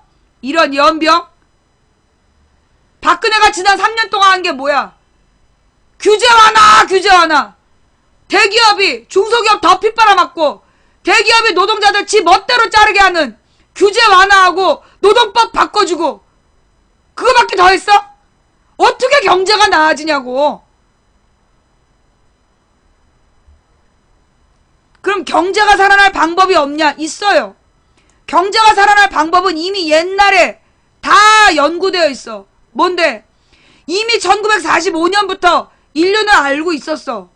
노동자들에게 제대로 된 임금을 주고 물가 인상을 반영한 제대로 된 임금을 주고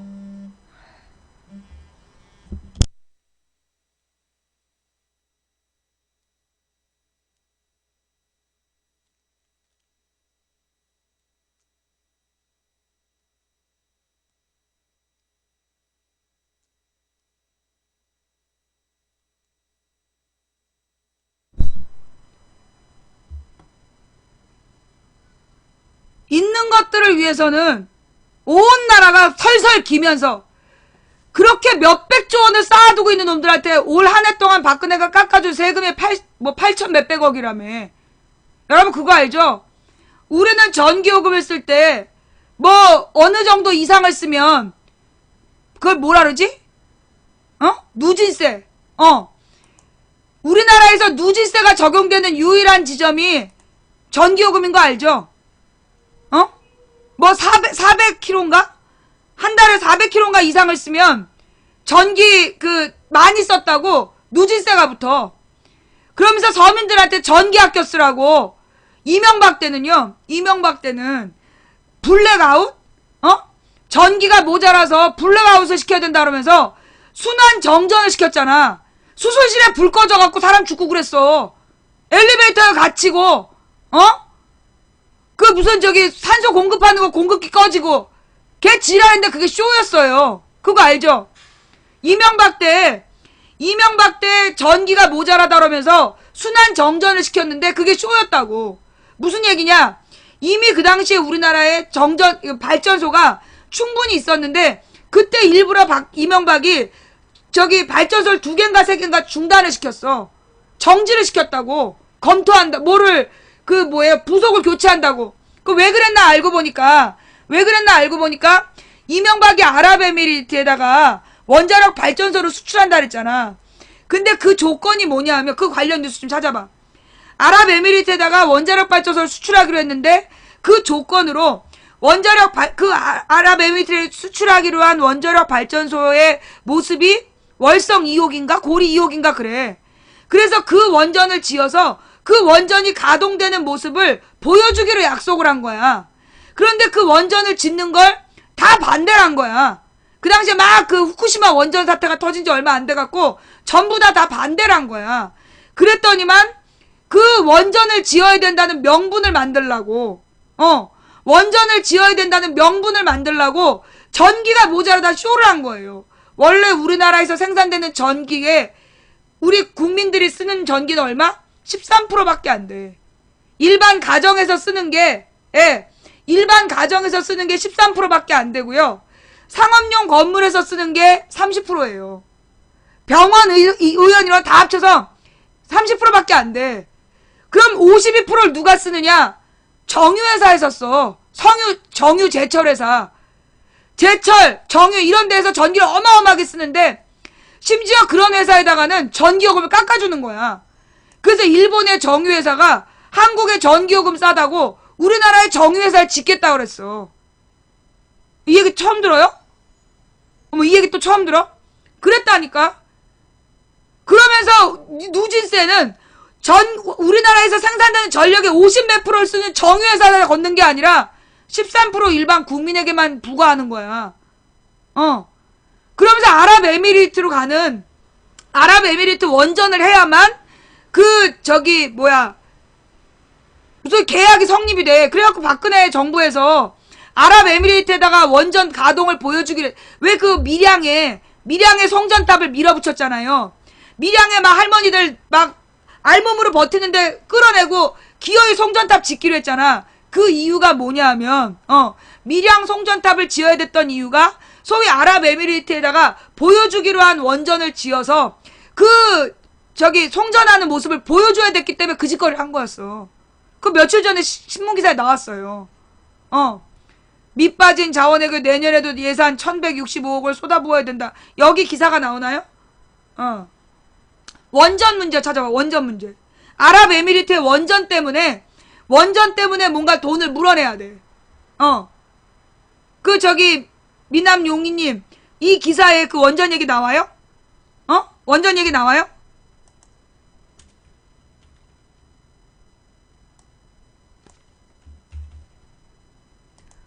너무 열받아가지고 지금, 막 혈관이 터질라 그래. 밑빠진 자원에게 내년에도 1165억을 쏟아부어야 한다. 광물공사 6개 산업에 665억. 안바토니 니켈 광산 손실 보전금에 운영사 대출금까지 1270억을 갚아야 하고 수익 불투명한 석유공사에도 500억을 내야 된다. 부실 투자 사례로 꼽히는 마다가스카르 안바토비 니켈광 개발 자원외교 사업의 유지비를 위한 비용으로 1165억 원이 내년 정부 예산으로 책정될 것으로 보인다. 이 얘기는 그 원전 얘기가 아닌데? 이거 원전 얘기 아니잖아요. 네. 이 원전 얘기, 이거 말고도 지금, 일단 원전 얘기 먼저 할게요. 원전 얘기 먼저. 예. 여기 지금 원전 얘기가 안 나왔으니까, 그래가지고, 아랍에미리트에다가 원전을 지어주겠다고 이명박이가 개쇼를 한 다음에, 그리고 나서 지금 문제가 생긴 거야. 그래서 근데 그 아랍에미리트에다가 원칙상 내년인가에 가동되는 모습을 보여줘야 되는 거야. 가동되는 모습을 보여줘야 된다고 기어이 송전탑을 짓고 개지랄을 떨은 거예요, 산에다가. 그 농민들이 반대하는데 막 밀어붙인 거 아니야. 그러면서 사실은 원전을 지으려고 하는 이유가 뭐냐. 더 웃긴 게 뭔지 알아요, 여러분? 우리나라에 지금 원전에서 생산하는 생산 가능한 전력을 다 생산하고 있을까요? 안 하고 있을까요? 우리나라 원전에서 생산할 수 있는 약이 100이야. 그런데 지금 실제로 가동되는 원전이 60밖에 안 돼. 그럼 40%는 실제로 가동을 안 하고 있다는 얘기야. 지금 있는 원전으로도 우리나라에 필요한 전력이 충분히 공급되는 거야. 그런데 원전을 또 짓겠다고 저 지랄하는데 그 그 이유가 뭐 때문이야? 저 이명박의 뻘짓거리 때문이야. 이명박의 뻘짓거리 때문에 그래서 우리가 수천억을 지금 물어내야 되는 거야. 내가 원전 얘기 왜 했느냐? 전기요금. 여러분 우리 국민들이요. 그 난방료가 너무 비싸. 가스값이 올라갔고 가스를 도저히 난방을 못해. 그래서 전기로 서민들이 난방을 했단 말이야. 근데 어떻게 됐어? 전기요금을 왕창 전기요금에다 누진세를 계속 올렸잖아. 이명박 박근혜 들어서면서 전기가 계속 올라갔잖아. 그런데 그렇게 우리 서민들한테 전기요금을 받아간 정부가 대기업에게 깎아준 전기요금이 1조 원 가까이 돼. 1조 원 가까이 돼. 대기업한테 그 우리 서민들한테는 악착같이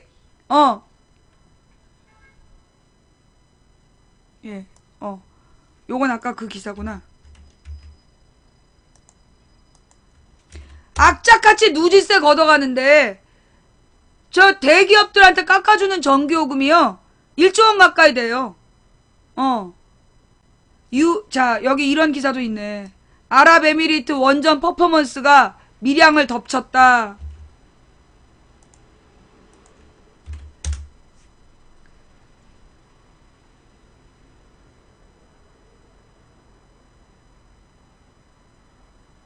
자 일단 요거 이명박 정부의 마지막 사기. 제6차 전력 수급 계획 수요 예측 공급에서 국민 사기. 이건 뭐지? 물가 상승률 43%.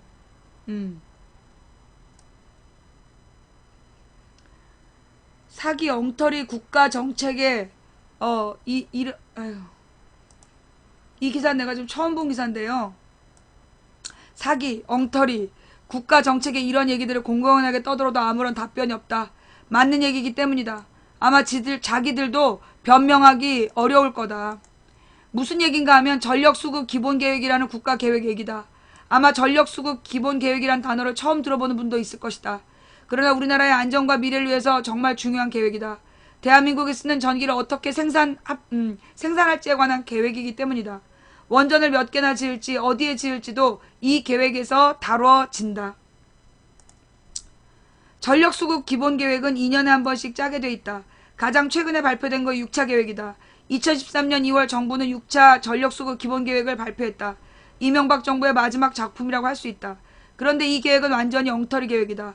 전력수급 기본계획은 전력 수요를 예측한 다음 예측한 수요를 충족하기 위해 어떤 발전소를 얼마나 지을지를 정하는 방식으로 수립된다. 그런데 6차 전력 수립 기본계획은 수요 예측과 공급 양쪽에서 모두 숫자 장난을 쳤다. 한마디로 국민을 상대로 사기를 친 것이다. 신규 원전과 월성 1호기 등 노후 원전은 모두 전력 수급 계획과 관련돼 밀실 협상 절대 안 돼. 뭐 이거는 이제 이명박이 전력 수급에 대해서 이제 사기를 했다는 13년 얘기고요. 예, 13년 얘기고 그거 뭐였어? 이 기사 말고 다른 기사야. 왜 순환 정전됐던 해. 순환 정전이 됐잖아. 그 순환 정전이 쇼였다고. 그때 이 전기가 모자라다 그러면서 전력 예비율이 모자라다 그러면서 돌아가면서 정전을 시켰어. 그게 2010년인가 11년 일이에요. 그런데 그 당시에 가동 가능한 발전소를 화력발전소 몇 개를 일부러 가동 중단을 시켰었어. 그래서 전력 예비율이 떨어졌던 거야. 그런데 그 쇼를 왜 했냐 하면 바로 원전을 짓기 위해서, 원전 쇼를 하기 위해서 그랬단 얘기예요. 예. 자, 그 다음에 또 뭐가 있냐 하면 아랍에미리트 원전 수출 퍼포먼스가 밀양을 덮쳤다. 38만 1000명 송전탑 공사가 재개된 2013년 10월부터 지난해 6월까지 밀양 송전탑 공사에 투입된 경찰의 수다. 하루 평균 1500명 수준이다. 뭐 이런 얘기가 쭉 나와 있고, 왜 그렇게 송전탑 공사를 밀어붙였나?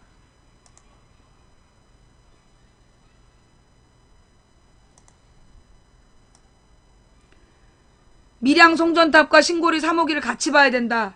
밀양 송전탑은 신고리 3호기에서 만들어진 전기를 북경남으로 전달하기 위해 세워졌다.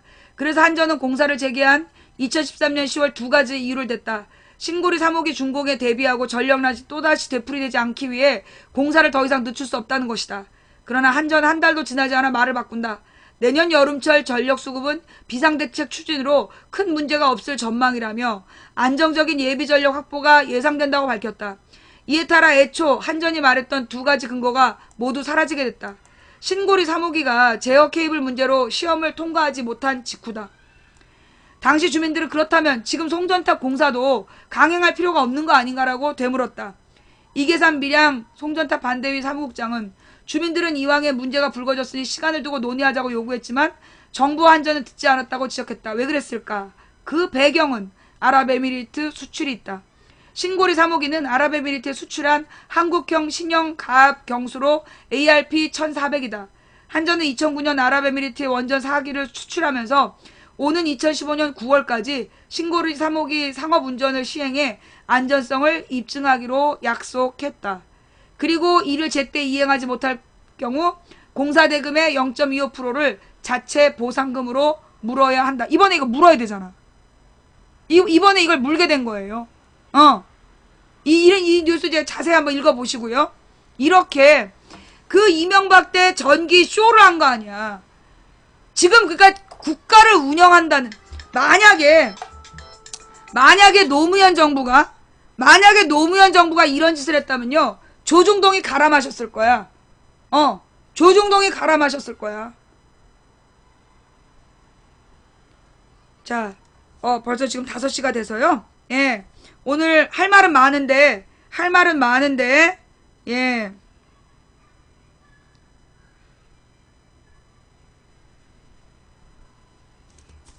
오늘은 여기까지 방송할게요. 예. 자, 막판에 경제 얘기 나오니까 아주 그냥 미친 듯이 몰려 들어왔죠? 예. 지금 각 방에서 여러분 보셨죠?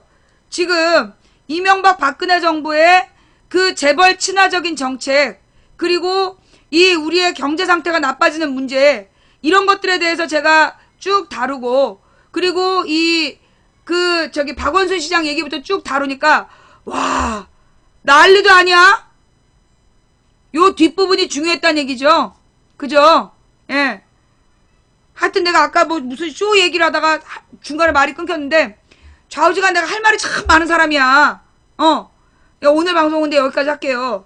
오늘 특별한 이슈가 없길래 부드럽게 인생 상담으로, 철학의 이야기로 끝낼라 했는데, 막판에 이놈의 그냥, 박원순 시장 그 가족에 대한 이 폭력이, 예, 너무 기가 막혀가지고 화가 났어요. 예. 자, 오늘 방송 여기까지 할게요. 관련 뉴스들 한번 찾아보시면요. 예. 마지막으로 이제 이거 하나 또 볼까요? 이거 언제 뉴스지? 밑빠진 자원외교 내년에도 예산 1165억 쏟아부어야 아까 보려다 만뉴스. 부실 투자 사례로 꼽히는 이런 이 예산. 그래서 12월까지 대출금에 대한 대납 상환까지 해야 할 형편이어서 앞으로 자원외교 뒤처리에 많은 돈이 추가로 쓰일 것으로 예상된다. 국회 산업통상자원위원회 김재남 의원이 받은 2016년 예산안의 세부 내역을 보면 에너지자원 특별회계로 한국광물자원공사 665억, 한국석유공사 500억을 투입한다. 정부는 10일 국무회의 의결을 거쳐 예산안을 확정했고 국회 심의를 거쳐 내년 예산에 최종 확정된다. 광물자원공사는 암바토니 니켈광산, 파나마 코브레파나 구리광산, 오스트레일리아 와이옹 유연탄 탄광 개발 등 이명박 정부 때부터 추진 중인 6개 자원외교 사업에 내년 3,984억의 기본 투자비가 필요하다고 보고 예산을 요구해서 665억 원을 배정받았다. 이들 사업의 실상을 보면 2011년 11월 시설이 완공된 암바토비의 경우 지속되는 손실로 이자 비용 및 운영비만 지급되고 있고 Y용 사업은 환경영향평가 승인이 나지 않아 사업 진행 여부가 불투명한 데다 원주민과의 분쟁도 벌어지고 있다. 지분 매각을 시도하고 있는 코브레 파나마 사업은 2차례 유찰되는 등 투자금 회수에 난항을 겪고 있다. 안바토비 사업의 경우 영업손실로 인해 광물자원공사가 이미 2012년 2억 7,568만 4,860원이 아니라 달러야. 그러면 2천억이란 얘기죠. 2,400억? 아니야, 2,700억이니까 2,750에다가 하여튼 3천억이 넘는 돈이네. 2013년에 1억 4,877만 5천 달러. 동그라미 3개야. 그러니까 1,487억 이상이야. 지난해 1억 179만 5천 달러. 이게 다 왜 달러로 얘기하냐고. 환산해서 돈으로 얘기해봐. 3년간 우리는 6천억 원가량 지급된 것이다. 하지만 매출액이 매출 원가에 못 미치는 까닭에 당분간 현금 유입은 기대하기 어렵다. 올해도 9월 현재 5,940만 달러가 운영비로 투입된 상태다. 광물자원공사는 운영사인 캐나다 세리사의 대출금을 대납해야 할 처지에 놓여 있어 배정받은 예산으로 손실을 다 처리하기 쉽지 않아 보인다. 광물자원공사는 2009년 세리사가 유동성 위기에 처해 한국수출입은행에 2억 7,540만 달러를 대출받을 때 지급 보증을 서줬다. 이 돈의 상환기간이 도래해 세리시 이를 갚지 못할 경우 오는 12월 20일 당장 4,459만 7천 달러를 대신 갚아야 돼. 야! 이 정말 씨. 2016년에 대납액이 1억 1,543만 달러. 도대체 이게 숫자가 너무 커가지고 이 정말 내년 석유공사는 내년 예산 500억 원을 책정받았는데 이명박 정부 시절 시작된 아랍에미리트와 이라크 석유 탐사에 투입될 돈이다. 이라크 상가사우루스 탐사에 상가우 사우스의 투자 탐사의 경우 당장 사업성 여부가 확정되지 않는 등 석유공사 사업 역시 수익성이 불투명하기 마찬가지다. 지난 17일 검찰이 안바토비 사업을 경남기업으로 인수할 때 과도한 금액을 지급해 공사에 손해를 끼친 혐의 등으로 김신중 전 광물공사 사장을 기소하는 것으로 자원외교 수사는 사실상 야! 이걸 왜 마무리해? 하지만 투자 손실이 앞으로 얼마나 더 커질지 점치기 어려운 상황이 이어지고 있다. 전망도 없고 팔지도 못할 사업과 계속 적자만 난 사업을 유지하기 위해 필요한 비용이 막대하다. 정부는 부실 상태를 정확히 파악해 혈세를 낭비하지 말고 정리 절차를 개시해야 한다고 말했다. 내가 왜 여기에다가 그 이명박 구속수사라고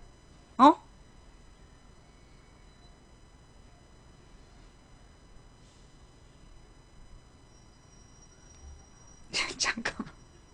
여러분, 설마 방금 또 어떤 뉴스가 들어왔는데 에이 설마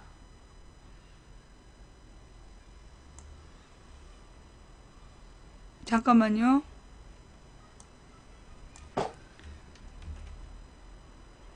내가 이제 뭐 추석 연휴시니까 설마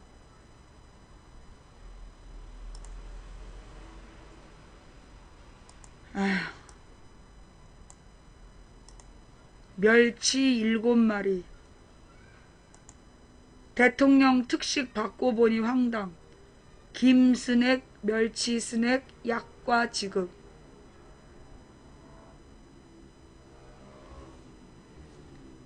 야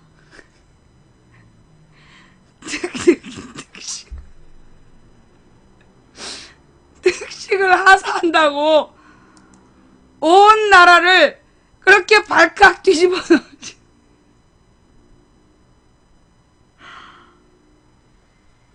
박 대통령이 추석을 맞아 부사관이야 모든 국군 장병에게 전달한 특별 간식이 부실 논란에 휩싸일 전망이다. 지난 23일께 추석 전까지 부사관이야 장병에게 대통령 특식을 배급하는 중인데 그동안 국방부는 명절마다 장병들에게 특식을 제공해 왔는데 올해는 대통령이 하사 형식으로 추가 특식이 더 제공된 것, 특별 간식으로 김 스낵, 멸치 스낵, 약과가 지급됐다.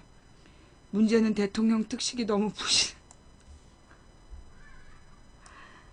실제한 장병은 25일 오전 전달받은 특식에 대해 멸치 스낵 10g, 밥에 뿌려 먹는 김가루 30g, 500원 등 동전 크기의 약과 10개가 한 상자에 담겨 있다고 주장했다.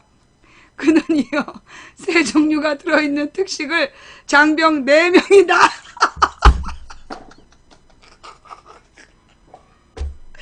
나눠 먹게 되어 있다. 이와 함께 대통령 특식이라고 해서 큰 기대를 했는데 한 봉지에 멸치 30마리가 담겨 있어 특식으로 멸치 7마리를 먹게 된.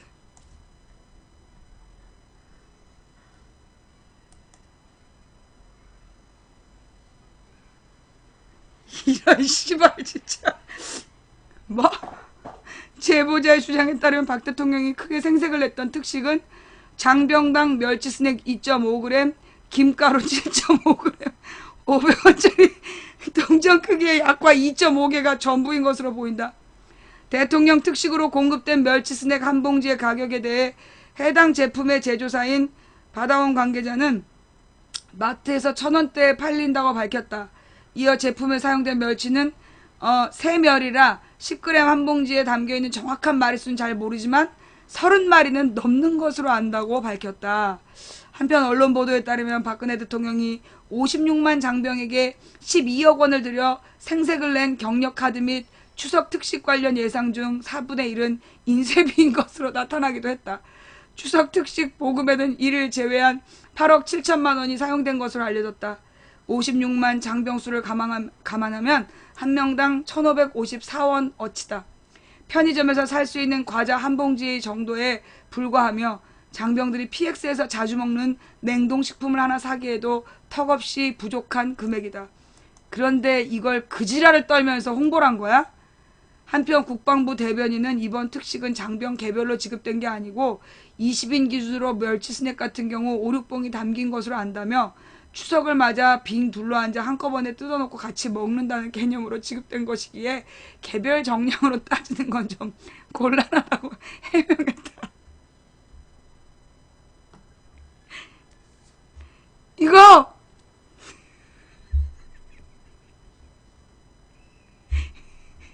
추석 때 꼭 우리 박근혜 대통령께서 56만 장병에게 멸치 7마리 특별하사 하셨다고 널리 알려야 돼. 알지? 아우 아버지 진짜 멸치 7마리를 주려고.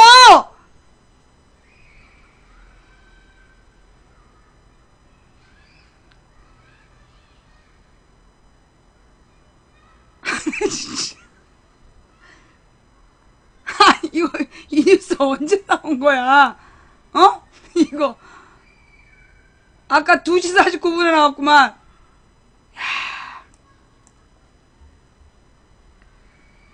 할 말이 없다. 할 말이 없어. 그래요. 네, 앞으로 우리 박근혜 대통령의 별명을 하나 지어줍시다. 세월호 7시간, 멸치 7마리. 우리 박근혜 대통령의 별명은 세월호 7시간 앤 멸치 7마리. 세월호 7시간 그리고 멸치 7마리. 세븐. 네, 우리 세븐 공주? 아니, 그렇게 물타기 하지마. 정확하게, 예. 그 마리 명뚜아네트가 2010년 이명박이 받은 별명이었다면 올해 우리 박근혜 대통령의 별명은 멸치 7마리. 네. 자, 뭐요? 7땡이 7푼이 아니야. 그렇게 하면 7땡이 7푼이 그러면 정확한 느낌이 없어. 박근혜 특식 멸치 7마리. 이거 분명히 해야 돼. 멸치 여왕 아니야. 그것도 물타기야. 정확하게 얘기해. 멸치 7마리. 멸치 7마리라고 정확히 얘기해. 예. 박근혜의 별명. 자, 2010년 이명박 대통령이 지가 지지율 50%라고 개뻥을 치다가 나한테 딱 걸려가지고 말이 명투와 네트로 끝났던 사건이 있었어요. 그런데 내가 이번에는 뭐 특별한 걸 잡아내지 못해서 우울하게 끝낼 뻔했는데, 예, 그 온 나라를 떠들썩하게 했던 박근혜 대통령의 장병들에 대한 특식 받고 보니 멸치 7마리. 네, 세월호 7시간 멸치 7마리. 우리 박근혜 대통령이 7이라는 행운의 숫자를 얼마나 좋아하는지 우리는 다시 한번 확인할 수 있는 자리였습니다. 예, 우리 박근혜 대통령 공약에 474 7자를 넣었더니 세월호 때 7시간 동안 실종이 되고 이 뭐 지지율 50%라고 개뻥을 치면서 장병들에게 특식을 쏜다고 지랄 연병 생쇼를 하시더니만 멸치 7마리를 쏘셨습니다. 그것도 자기 사재를 털거나 뭐 청와대 예산을 털거나 그게 아니라 일반 국민이 소음 피해 보상 받을 돈 훔쳐다가 이거 절도죄야, 절도죄. 자, 되게 우울하고, 예, 굉장히 우울하고 슬프게 끝날 뻔한 추석 전야, 예, 추석 연휴 전야 방송이었는데요. 예, 우리 박근혜 대통령 덕분에, 정말 코믹하고, 웃음이 끊이지 않는, 코믹하고 웃음이 끊이지 않는 방송으로 마무리할 수 있어서 대단히 감사드립니다. 예, 우리 박근혜 대통령 정말 대단합니다. 뭐 전 장병에게 특식을 하사한다고 온 나라를 발칵 뒤집어 놓더니 멸치 7마리. 야, 자, 우리 멸치 7마리가 추석 뒤에는 또 무슨 쇼를 할지, 이 추석 기간에는 별 사고를 안 칠지 걱정이 많으실 겁니다. 하지만 여러분 너무 걱정하지 마십시오. 망치 부인, 내일 모레 주일날 저녁 8시, 원래대로 시사방송 1시간 반, 인생상담 1시간 반. 예. 근데 저기 명절 때는 그 친인척 다 있는데 인생상담하기 좀 그렇겠다. 그죠? 아니야. 그래도 내 실명이 아니니까, 27일날 저녁 8시부터 시사방송 1시간 반, 그 다음에 인생상담 1시간 반 해서 진행할 테니까, 만약에 인생상담이 별로 안 들어오면, 그날은 또 추석이고 저도 가족들하고 같이 있으니 8시부터 10시까지 한 2시간 정도? 예, 2시간 정도 그 방송을 할 거고요. 그리고 29일 화요일에는 정상 방송합니다. 2시부터 5시까지. 예, 그 월요일 날은 제가 매주 쉬기 때문에 월요일 날은 방송이 없고요. 그 화요일 날 정규 방송 2시부터 5시까지 예, 진행하겠습니다. 그렇게 이해해 주시고요. 우리 멸치 7마리가 웃음이 끊이지 않는 방송 1위다! 가장 감사한 방송! 예. 자, 여러분이, 자, 이거는, 아니야. 망치부인님의 방송이 별별 랭킹 웃음이 끊이지 않는 방송 1위에 등극했습니다. 끊이지 않고 웃어주신 시청자 여러분께 진심으로 감사를 드립니다. 하지만 여러분, 오늘의 이 공은 여러분이 아니라 우리 멸치 7마리에게 대신 전해드리고 싶습니다. 우리 멸치 7마리에 정말 피나는 희생과 헌신이 없었다면 우리가 어떻게 추석 전야에 이토록 크게 웃어볼 수 있었겠습니까? 네, 우리 7마리 멸치덕, 예, 멸치 7마리 덕분에 우리 시청자분들 마음껏 웃으면서 개운한 마음으로 추석을 준비할 수 있었던 것 같습니다.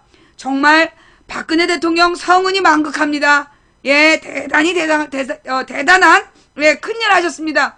특식보다 더 큰 웃음을 주신 박근혜 대통령, 추석 때 사고치지 말고, 그 자기 한복만 팔아도 애들한테 멸치 14마리는 좋겠다. 예, 자, 오늘 방송은 여기까지 할게요. 다음 방송은 일요일 저녁 8시 만날 수 있으면 좋겠습니다. 대단히 감사합니다. 추석 때에도 망치 부인의 생방송은 쭉 이어집니다. 그리고 제 방송을 계속 틀어놓을 거니까요. 네, 우리 여러분 친인척들에게 망치 부인 방송을 보는 법을 널리 알려주시기 바래요. 어떤 분이 문자를 보내셨어요. 망치 부인 생방송 어떻게 보나요? 예, 다시 한번 공지 나갑니다. 여러분들이 망치 부인 방송을 보는 방법은 3가지가 있어요. 첫째는 컴퓨터로 아프리카 TV에 접속을 하세요. 아프리카 사이트에 찾아오셔서 검색창에 망치부인을 치고 들어오시면 되는 거. 두 번째로는 앱스토어. 애플은 아이폰은 앱스토어에서 또 일반 안드로이드 폰, 일반 다른 아이폰이 아닌 다른 폰은 플레이스토어에서 아프리카 TV라는 앱이 있어요. 아프리카 TV를 검색하셔서 그걸 다운받으시고 망치부인을 검색하시면 생방송과 살아있는 채팅을 보실 수가 있습니다. 자, 그 다음에요. 여러분들께 한 가지 정보. 여러분들 중에 인구주택조사, 국민 인구조사의 대상으로 통보받으신 분들 있죠. 국민 중에 20%를 샘플로 뽑는데요. 그래서 그 국민 인구조사 대상으로 샘플링을 해가지고 그 사람들한테 조사를 하는 거야. 뭐 경제적인 상황, 뭐 가족관계, 학력 뭐 이런 걸 다 조사하는 거거든요. 근데 이 샘플링으로 뽑힌 분들은요, 반드시 조사하셔야 된대요. 그래서 여러분들이 10월 달까지 인터넷에 접속해서 조사원들이, 통장님들이 돌아다니면서 번호를 준답니다. 그러니 여러분들이 그 번호를 받아서 인터넷에 그 번호를 입력하고 여러분이 이제 조사에 직접 응하시지 않으면 통장님이 집에 찾아오셔서 얼굴 보면서 돈 얼마 버세요? 학교는 어디 나오셨어요? 이런 거 물어보는 거예요. 그러니까 인구조사, 국민 인구조사 대상으로 20%만, 국민 중에 20%만 선정됐대요. 그러니 그 선정되신 20% 분들이 인터넷에 들어가서 조사에 응하시면 조사에 응한 사람들에게 무슨 저기도 준답니다. 뽑아가지고 뭐 경품도 준대요. 예. 무엇보다 이거 인터넷으로 조사 안 하면 통장님이 찾아와서 30분 동안 물어본대요. 예. 얼마나 괴로워. 모르는 사람한테 여러분의 모든 걸 낱낱이 드러내야 되니까 가능하면 국민 인구조사에 응해달라고, 어떤 통장님이 문자를 보내오셨어요. 안 그러면 통장님이 일일이 돌아다니면서 여러분들의 그 사생활을 물어봐야 돼요. 그러니까 인터넷으로 알아서 좀 해달라고, 요청이 들어왔습니다. 네. 그 다음에 오늘 이 추석 기간 동안에, 뭐 중요한 얘기는 아니지만, 됐어. 이 얘기는 넘어가자. 이 얘기는 다음에 할게요. 자, 그래서 오늘 방송 어떠셨어요? 사고 가지고 왜 정치질이야? 너는 노잼 그러면서 펜딱지는 언제 달았니? 너하고 같이 쓰는 요원이 너 몰래 펜딱지를 달았구나. 민망하지? 잔뜩 노잼 썼는데 네가 펜딱지로 나오니까 당황했겠다. 잘 가. 방송이 재미없는데 왜 보고 지랄이세요? 시간이 덤벼요? 가서 재미있는 방송 많이 보세요. 영민아. 잠깐만. 네. 노잼. 아니, 그렇게 재미없는데 왜 끝까지 봤어? 시간이 덤벼? 자, 우리, 써놓고 당황했을 것 같아요. 자, 우리 멸치 7마리 덕분에, 이번 추석은 가는 내내 즐거울 것 같아요. 널리 우리 멸치 7마리 알려주시고요. 우리 추석 연휴 끝나면 보다 더 건강한 모습으로 만났으면 좋겠습니다. 망치부인은 여러분이 추석 연휴로 쉬고 계실 때 혹은 뭐 놀러 가셨을 때 여전히 아프리카를 지키고 있겠습니다. 27일 8시, 29일 2시 망치부인 방송은 계속됩니다. 자, 지금까지 도봉구 창동 사는 불량주부 망치부인이 보내드린 생방송 시사 수다방이었습니다. 오늘 방송은 어떠셨는지 모르겠어요. 그 방송 볼만 하셨나요? 네, 볼만 하셨다라면 추천 부탁드릴게요. 자, 볼만 하셨다라면 추천, 재미없었다라면 다음엔 안 오셔도 됩니다. 자, 오늘부터 추석 연휴가 시작돼서 벌써 많은 분들이 고향으로 향하고 계신다죠? 네. 그런데 이 추석에 고향을 찾지 못하는 너무 많은 분들이 계신 것 같아요. 보니까 도시에 계신 분들 중에 절반 가까운 숫자가 고향으로 못 간다고 그러시더라고요. 네. 너무 가슴 아픈 생각도 드는데, 여러분들 지금 우리가 이번 명절에 가족을 못 만나는 것 때문에 너무 속상해하지 마세요. 여러분, 이번 추석에는 슈퍼문이 뜬답니다. 27일에 커다란 달이 뜨면 같이 기도해 주셨으면 좋겠어요. 돌아오는 새해에는, 돌아오는 한 해 동안 다음 추석 때까지 우리 만나보지 못하는 친인척들이 모두 건강하고 힘들어도 견뎌낼 수 있는 희망을 좀 달라고, 그리고 하루하루 그 견딜 힘을 달라고 그렇게 기도하는 추석이 되었으면 좋겠고요. 그리고 또 가족분들 만나시면 싸우지 마시고, 예, 그 괜히 뭐 저 칼부림하고 주먹 다짐하고 그러지 마시고, 웬만하면 웃어주시고 웬만하면 들어주시고, 또 부모님들한테 박근혜가 잘못해요 뭐 이런 얘기 대놓고 하지 마세요. 그냥 조용히 들릴랑 말랑 망치부인 방송을 틀어주시면 되겠습니다. 예, 자, 그 추석 연휴 나름대로 보람있게 보내시고, 그리고 쉬실 분들은 푹 쉬시고, 그리고 생방송 시간에 만났으면 좋겠습니다. 지금까지 망치부인이 보내드린 생방송 시사서방이었고요. 예, 상식이 통하는 합리적인 사회에서 가난해도 행복한 서민이고 싶다. 제가 중학교 2학년 때 꿨던 꿈입니다. 선생님 비웃었던 꿈인데요.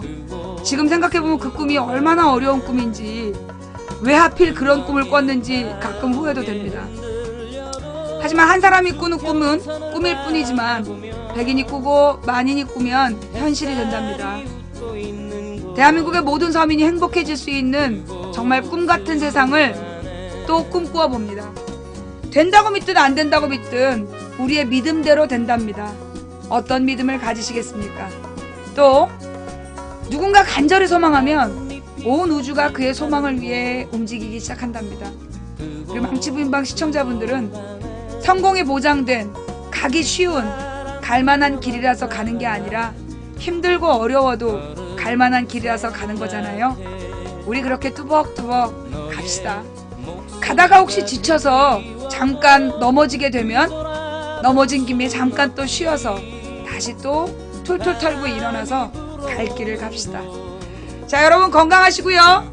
이 추석 연휴에 배탈나지 마시고 슈퍼문이 뜬 27일 저녁 8시에 만나요. 감사합니다. 망치부인이었습니다.